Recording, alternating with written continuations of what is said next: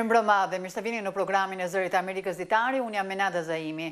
Ky emision do të ndiqet çdo ditë në faqen tonë të internetit zëriamerikës.com si dhe në Facebook. Fillojmë me lajmet. Shtëpia e Bardhi ka kërkuar gjykatës lartë të shfuqizojë aktin për kujdesin shëndetësor të përballueshëm, njohur ndryshe si Obamacare. Ky hap që u hodh nga administratat e njëjtën vonë vjen ndërsa rastet me koronavirus në vend po rriten duke shënuar nivele të larta. Në dallim nga shumica e vendeve perëndimore, mbulimi shëndetësor në Shtetet e Bashkuara është i lidhur me punësimin. Prej vendosjes masave kufizuese me fillimin e pandemisë, miliona vet kanë humbur punën dhe sigurimin e tyre shëndetësor. Për më tepër, jo të gjitha vendet e punës garantojnë sigurim shëndetësor, gjë që i detyron ata ta blejnë vetë. Synimi i Obamacare është të ndihmojë në blerjen e sigurimit shëndetësor me çmime të arsyeshme.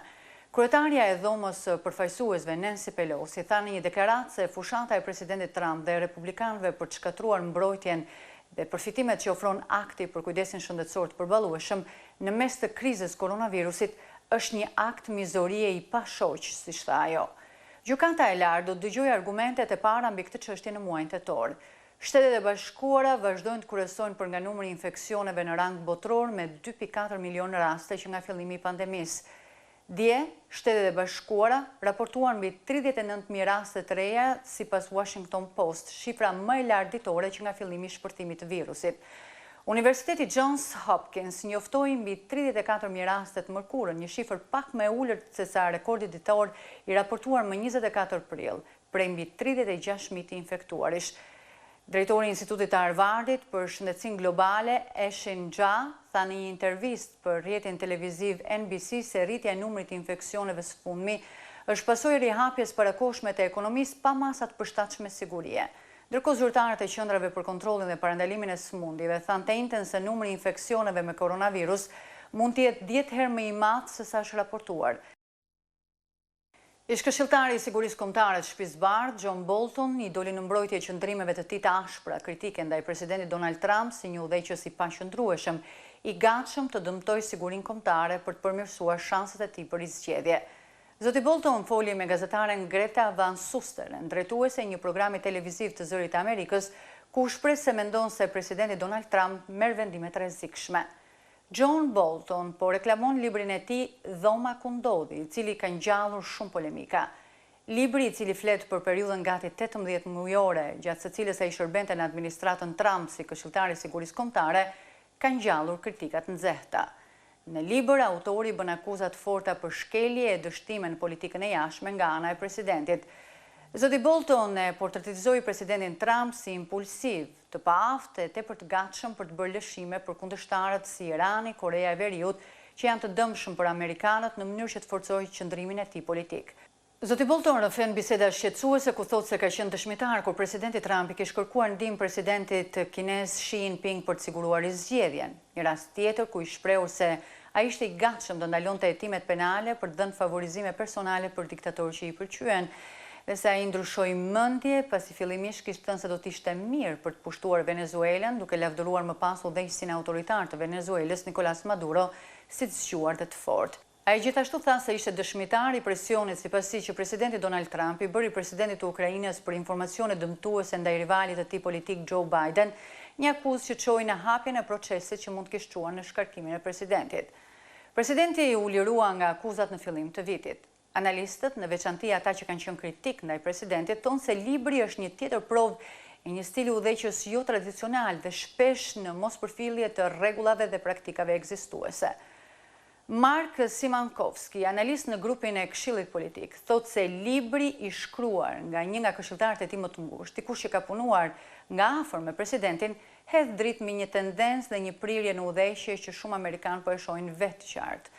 Presidenti Trump e ka quajtur librin e zotit Bolton një përmbledhje gënjeshtrash dhe tregimesh të sajuara, ndërsa e ka akuzuar ish-këshilltarin e tij për shkelje të ligjit duke publikuar informacione shumë sekrete. Ligjvënësit amerikanë morën në shqyrtim projekt ligje ambicioze mbi reformën në polici. Një projekt ligji miratuar në dhomën e përfaqësuesve nga shumica e votave të demokratëve nuk ka shansa të miratohet në Senat, i cili kontrollohet nga republikanët, atje ku ligjvënësit nuk arritën një kompromis për projekt ligjin e tyre. Materiali në vazhdim na sjell hollësi mbi hapat e ardhshëm në përpjekjet e ligjvënësve për të trajtuar këtë çështje të debatueshme gjatë këtij viti zgjedhor. No justice. No justice. Protestat mbarkombëtare të shkaktuara nga vdekjen në arrest e afrikan-amerikanit George Floyd një muaj më parë në shtetin e Minnesotës quan në thirrjet për reforma në polici që demokratët e dhomës së përfaqësuesve thonë se I trajtuan në projekt ligjin e miratuar të njëjtën. Ne supozohet të jemi pishtari I shpresës për të drejtat e njerëzit në vendet e tjera dhe akti për drejtësinë dhe policinë është një projekt ligj për të drejtat e njerëzit në vendin tonë. Demokratët thonë se projekt ligji I dhomës së përfaqësuesve do të transformonte kulturën e policisë amerikane duke kushtëzuar ndihmën federale me ndryshimin e praktikave si flet arrestet, patrokitjen e derë dhe përdorimin e teknikave të ngulfatjes. Projekt ligji do të jepte fund edhe praktikës së mbrojtjes së policëve nga paditë civile që kundërshtohet nga republikanët. Me ndryshimin e imunitetit të kualifikuar, një polic mund të shkojë në burg për një veprim të paqëllimt për shkelje të një ligji të panjohur. Ne besojmë në mbajtjen përgjegjës të policëve për veprimet e tyre, por pasojë e kësaj mase do të ishte shndërrimi I policëve të denjë në kriminal, ndërsa ata përpiqen me mirëbesim të zbatojnë ligjet. Të mërkurën në Senat projekt ligji republikan për reformën në polici u bllokuan nga demokratët. Projekt ligjit të senatorëve republikan I mungon përmbajtja dhe reformat e forta të nevojshme për të ndalur brutalitetin e policisë kundër afrikano-amerikanëve. Ky projekt ligj humbi sepse nuk ishte adekuat. Por duke bllokuar debatin, demokratët në fakt refuzuan një mundësi për të negociuar, tha autori I projekt ligjit, duke shtuar se ai ishte I hapur për këtë. The death of yet another African-American man, George Floyd, Vdekja një afrikano-amerikanit tjetër, George Floyd, vrasja e tij është arsyeja pse vendi na dha mundësinë për të udhëhequr dhe miqtë e mi nga ana tjetër thjesht thanë jo, nuk I thanë jo projekt ligjit, ata thjesht thanë jo. Not no to the legislation. They just said no. Shumë ligjvënës përballen me gara të ashpra zgjedhore dhe nuk janë aq të motivuar për të punuar me palën tjetër. Senatorja nga Kalifornia, Kamala Harris, një zgjedhje e mundshme për të marrë emrimin si kandidate për nën presidente nga kandidati për president I Partisë Demokrate Joe Biden, shpjegoi kundërshtimet e saj. Ajo që republikanët kanë ofruar është në thelb premtimi për të krijuar një mundësi rrëfimi për policinë, ku pas veprimeve të tyre ata mund të rrëfejnë për atë që kanë bërë. Ata mund të raportojnë më pas, ju mund ta studioni, ju mund t'i bëni të gjitha këto. Kjo nuk është as pak e mjaftueshme. Njerëzit duan veprim. Por në fund projekt ligjet e dhomës së përfaqësuesve dhe Senati do të duhet të kenë nevojë për miratimin e shtëpisë së bardhë për të bërë ligj dhe presidenti I ka bërë të qarta qëndrimet e tij. Ne nuk do të bëjmë asgjë që do të dëmtonte policinë tonë. Dhe me vetëm pak më shumë se 4 muaj deri në ditën e zgjedhjeve, ligjvënësve po u mbaron koha për të arritur një marrëveshje.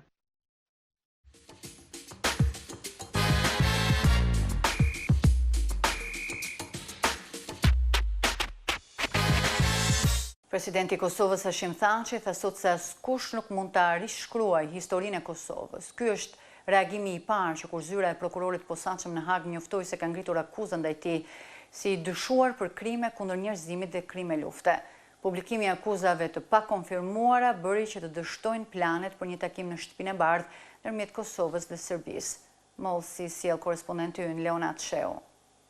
Presidenti Thaçi, I cili pas dite arriti në aeroportin e Tiranës, tha se të dielën në mbrëmje do të flasë nga zyra e tij lidhur me situatën e krijuar, pasi që të mërkurën zyra e prokurorit të posaçëm në Hag njoftoi se ka ngritur akuza ndaj tij dhe kryetarit të Partisë Demokratike të Kosovës Kadri Veseli si të dyshuar për krime kundër njerëzimit dhe krime lufte, ndër të cilat vrasje të palegjshme, zhdukje e detyruara personave për ndjekje dhe tortura. Publikimi I akuzave të pakonfirmuara bëri që të dështoj planet për një takim në Shtëpinë e Bardhë ndërmjet Kosovës dhe Serbisë, me që presidenti Thaçi ndërprej udhëtimin dhe të premten po kthehet në shtëpi. Më pas edhe kryeministri I Kosovës Abdullah Hoti tha se nuk mund të marrë pjesë për shkak të situatës së re. Ndërmjetësuesi I takimit, tashmë të anuluar, Richard Grenell, I dërguar I posaçëm I presidentit Donald Trump, tha se po pret përcaktimin e kohës për një takim të radhës. Publikimi I akuzave nxiti reagime në shkallë të gjerë në Kosovë dhe kritika të rrepta ndaj prokurorisë së posaçme. Analistët thënë se situata e re ka vënë në pikpyetje rifillimin e bisedimeve ndërmjet Kosovës dhe Serbisë, ndonse Bashkimi Evropian po ngul këmbë se ato duhet të rifillojnë në muajin që vjen. Të premte në Bruksel, presidenti i Serbisë Aleksandar Vučić tha se pret që në muajin e ardhshëm të intensifikohen bisedimet, ndërsa kërkoi që Serbia të jetë e përmbajtur sa i përket publikimit të akuzave ndaj presidentit të Kosovës Hashim Thaçi. Mi se samo nadamo, za nas je najvažnije. Dakle, to je moj zaključak bio pred njima, a danas pred vama. Da budemo uzdržani, mi znamo da su se događali strašni zločini. Gjëja më e rëndësishme për ne është të jemi të përmbajtur. Ne e dim që kanë ndodhur krime të tmerrshme kundër serbëve, mirë që ekziston drejtësia dhe kjo është në rregull dhe lajm i mirë. Në çdo gjë tjetër duhet të tregojmë përmbajtje, pasi kështu mbrojmë popullin serb në Kosovë nga çdo dhunë, incident dhe sulm, tha ai. Presidenti i Serbisë po qëndron në Bruksel ku po takohet me zyrtarët më të lartë të Bashkimit Evropian, një ditë pas vizitës së kryeministrit të Kosovës Abdullah Hoti. Bashkimi Evropian kërkon që bisedimet ndërmjet Kosovës dhe Serbisë të vazhdojnë muajin e ardhshëm. Për datën 10 korrik është paralajmëruar që në Paris palët të bisedojnë në një takim të organizuar nga presidenti francez Emmanuel Macron. Por ende mbetet e paqartë nëse ky takim do të mbahet për shkak të zhvillimeve të brendshme politike në Kosovë pas publikimit të akuzave që duhet të konfirmohen apo të hidhen poshtë brenda 6 muajsh, që nga ngritja e tyre më 24 prill të këtij viti. Për Zërin e Amerikës, Leonat Shehu, Prishtinë. Në Tiranë, Instituti i Shëndetit Publik njoftoi sot 2 vdekje dhe 77 raste të reja të personave të prekur me COVID-19. Shifrat e 3 javëve të fundit kanë tejkaluar çdo rekord gjatë muajit mars dhe prill, të cilat u quajtën si piku i valës së epidemisë. Sipas të dhënave ditore nga ISHP, afro 900 persona janë infektuar në 3 javët e qershorit. Spitali infektiv ka arritur këtë ditë maksimumin e shtrimeve, si asnjëherë më parë. Aty po mjekohen aktualisht 87 pacientë. Midis tyre 15 pacientë janë në terapi intensive, ndërsa 2 të tjerë janë të intubuar. Sipas autoriteteve shëndetësore, kjo është java e 16 e epidemisë, por 3 javët e fundit janë shtuar me shpejtësi vdekjet dhe infektimet e reja. Në 17 ditët e fundit ka ndodhur 17 vdekje prej koronavirusit ose 1/3 e 51 vdekjeve gjithsej që nga fillimi i muajit mars. Në Shqipëri me heqjen e masave kufizuese është shtuar ndjeshëm numri të prekurve me COVID-19. Për momentin, të smurët po trajtohen në spitalin COVID në Tiranë, por përfaqësues të sistemit kujdesit shëndetësor thonë se nëse rastet do të vazhdojnë të rriten, atëherë të smurët mund të trajtohen edhe në spitalet rajonale. Vetëm në Qershor, Tiranë, Shkodër dhe Durrës gjenden rreth 80% të gjithë të prekurve aktiv me COVID-19. Ndihni për më shumë korespondentin ton, Plum Sulo. Shtimi i rasteve të prekurve me COVID-19 dhe shtrirja tyre edhe në zona që më parë ishin të pastra ka bërë që një numër në rritje i qytetarëve të drejtohen edhe spitaleve bashkiake apo rajonale, duke shtuar rrezikun e infektimit në këto institucione të shërbimit shëndetësor. Drejtori i Spitalit Rajonal të Shkodrës, Dr. Ardian Dajti, thotë se qytetarët duhet të mbajnë të hapura linjat e komunikimit me urgjencën dhe mjekun e familjes dhe më pas t'i drejtohen spitalit. Në diferencë nga periudha para 2 muajsh kur ishte mbyllje totale, tashi nuk vinë më të orientuar vetëm nga 127, por të vinë edhe me mjete personale ose duke anashkaluar linjën e 127 ose mjekun e familjes. Pikërisht edhe këtu do të bësh një ndërhyjje, do të bësh thirrje edhe popullatës që të linjat telefonike me 127 dhe me mjekun e familjes duhet marrin gjithmonë të hapur edhe në kontakt, në mënyrë që njerëzit të mos vinë të grupohen pranë spitalit. Unë raportoj për ditë te Komisioni i Mbrojtjes Civile dhe shoh që rastet në urgjencë janë mesatërisht rreth 60-70 raste dhe rastet e dyshimueshme që kalojnë nga urgjenca janë 7-8 raste. 2 ditë ka kanë maksimumin me 10 raste të tilla. E pranishme në Spitalin Rajonal të Shkodrës gjatë një akllurimi nga Karitasi Shqiptar të materialeve higjieno-sanitare dhe pajisjeve diagnostikuese në ndihmë të ekipeve mjekësore që po përballen me pandeminë e COVID-19, drejtoresha përgjithshme e operatorit të kujdesit shëndetësor, Mirela Sami, tha se nëse do të vazhdojë rritja e numrit të infektuarve, atëherë do të shikohet mundësia e trajtimit të tyre edhe në spitalet rajonale. Me hapjen graduale të sistemit, sigurisht pritej një rritje, por kjo rritje ndoshta është e kaluar për shkak të mos respektimit të masave nga qytetarët dhe për momentin kujdesi për të infektuarit jepet në spitalin infektiv COVID-1. Nëse do të ketë rritje të numrit, do të shikohet mundësia edhe e trajtimit të smurve në spitalet rajonale. Ndërkohë mjeku Astrid Beci e operatorit rajonal të shërbimit shëndetësor thotë se situata e Covidit në Shqipëri ka pasur kurbat e veta që përgjithsisht reflektojnë masat e marra dhe shkallën e ndërgjegjësimit të qytetarëve, e cila nuk është e njëjtë në të gjitha zonat e vendit. Besoj që ky 5 muajsh ka filluar të krijojë norma të reja sjellje, norma të cilat ne në asnjë moment nuk duhet i harrojmë. Mjafton themi që me gjithë rastet të rriturat Covidit, ne kemi pas zbritje të sëmundjeve infektive, apo po na mungojnë të smurët infektiv në spitalet tona. Çka tregon që këto distancime sociale dhe këto masa mbrojtëse indirekt kanë ndikuar në uljen e këtyre smundshmërive të tjera. Kuptohet, bëjnë diferencime edhe zona ku ky ndërgjegjësim mund të jetë më i lartë se sa në një zonë tjetër. Hapja vendit me një qershor pas gati 3 muajsh izolim në një situatë të fatkeqësisë natyrore, sipas specialistëve ka rritur ndjeshëm rastet e të prekurve me Covid-19. Vetëm në 3 qarqet, Tiranë, Durrës dhe Shkodër, rastet aktive me Covid-19 arrin në rreth 80% të gjithë rasteve në shkallë vendi, çka dëshmon edhe për një nivel më të ulët të zbatimit të masave mbrojtëse. Për Zërin e Amerikës, nga Shkodra, Pullum Sulo. Në Shqipëri, përfaqësues të shoqërisë civile dhe autoritetet zyrtare kanë rritur vëmendjen mbi një fenomen shqetësues, atë të përfshirjes së të miturve në vepra të ndryshme penale. Drejtësia penale për të miturit e përmirësuar vitet e fundit i mbron ata nga dënimi me heqje lirie, duke ofruar alternativa të tjera, më së shumti edukative, ndërsa ekspertët vërejnë se disa institucione nuk i respektojnë këto masa lehtësuese. Autoritetet njoftojnë se po punohet në shkolla për edukimin ligjor të të miturve, si dhe në komunitete familje. Megjithatë, për njohësit e fushës, sfidat janë të shumta, kryesisht për sa i përket parandalimit dhe rehabilitimit. Materiali u përgatit për Zërin e Amerikës nga gazetarja Mimoza Picari.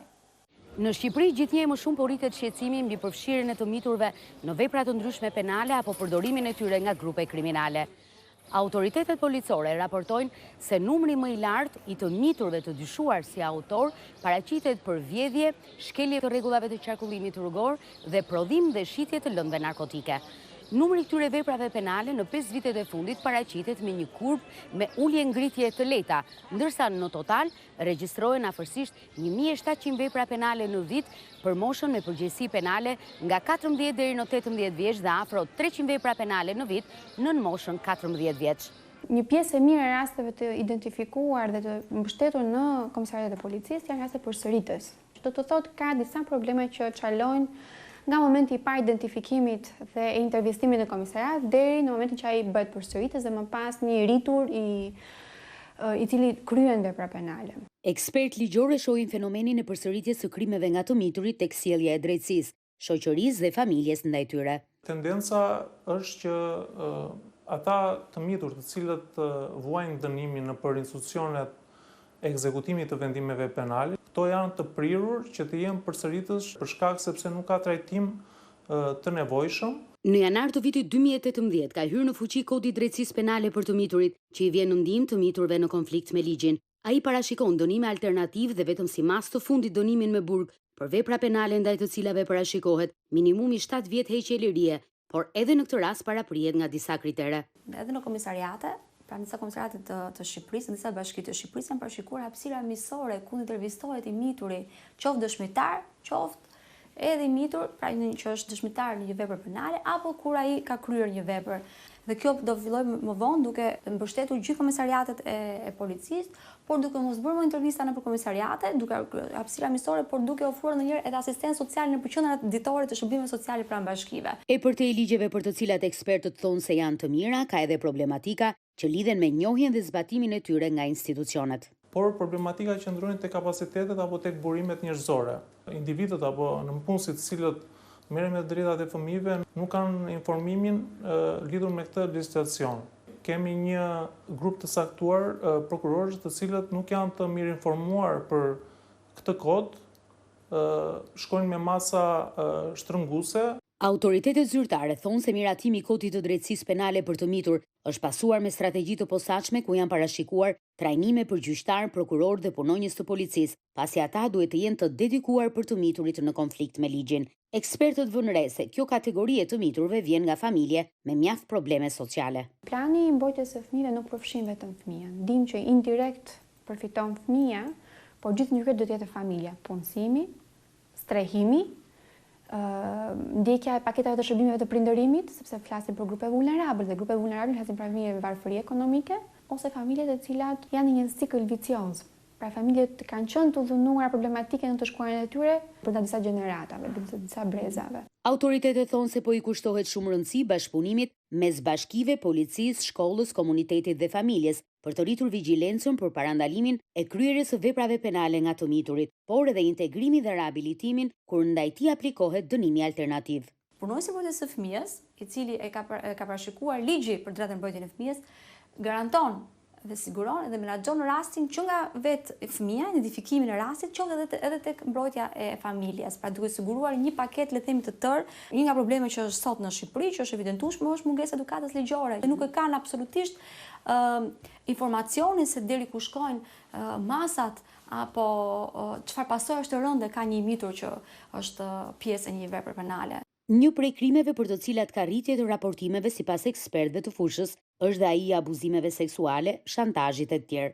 Trajtimi i rasteve të abuzimeve seksuale është në nivel, po themi, raportimi ka qenë në rritje, pra kemi më tepër raste të raportuar, por jo se ka qenë raste të cilat nuk kanë ekzistuar ose është tuar numri. Mendoj që aty kanë qenë. Nga njëra anë është rrisi që të paktën njerëzit kanë marrë, po ndryshon çështjet dhe po marrin guximin të raportojnë, por në anën tjetër çfarë ndodh pasi kalon raportimi. Autoritetet zyrtare thonë se ka disa zhvillime pozitive në këtë drejtim. Është kërkuar dhe të ngremi një platformë ku gjitha ministritë të marrin përsipër të ketë një plan konkret vetëm për viktimat e dhunës dhe abuzimit, sepse kjo vetëm një fushat parandaluese ku të gjithë marrin të identifikojmë, ne duhet të rrisim identifikimin nëpër shkolla, nëpër komunitete.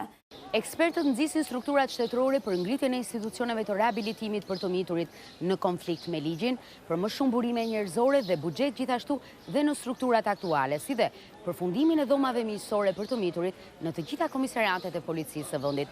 Një i mitur sot është më i mbrojtur ligjërisht se sa 2 vite më parë kur kryen një krim, por ajo që synojnë të gjithë aktorët të arrijnë lidhet me parandalimin e krimit dhe rehabilitimin e të miturit pas kryerjes së tij, procese për të cilat ekspertët janë kritik, të paktën për momentin. Për Zërin e Amerikës, Mimoza Picari, Tiranë.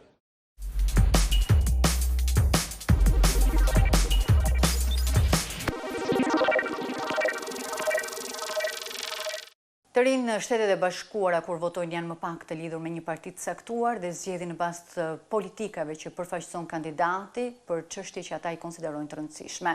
Sipas anketave për votuesit amerikanë në 30 vjeç, temat më të rëndësishme janë ndryshimet klimatike, kujdesi shëndetësor, borxhet studentore dhe drejtësia sociale.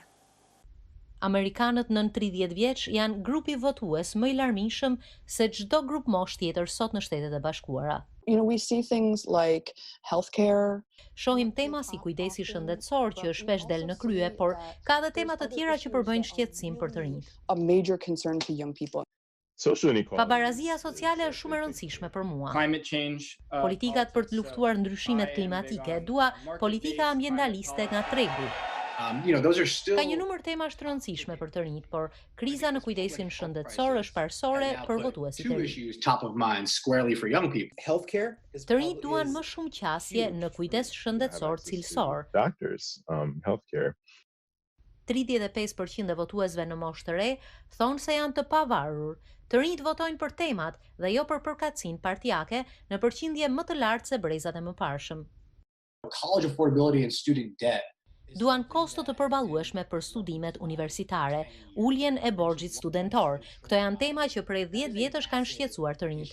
Borxhi studentor ka arritur në 1.7 trilion dollar. Ky është një shqetësim i madh për të rinjt pasi duan të fillojnë jetën, por i pengon kjo barre borxhit. Problem mbetet pabarazia, vështirësia për të ecur në shoqëri për shumë njerëz.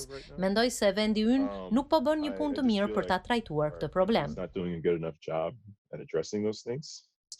Të rinj diskutojnë edhe me bashkëmoshatarët, gjithashtu ata angazhohen në fushata zgjedhore, flasin me prindrit, me të afërmit, shpjegojnë këndvështrimin e tyre për probleme të ndryshme dhe mënyrën si janë mbuluar temat nga media. Ekspertët thonë se politikanët duhet të mendojnë se si t'u përgjigjen shqetësimeve të këtyre të rinjve dhe si të tërheqin votën e tyre.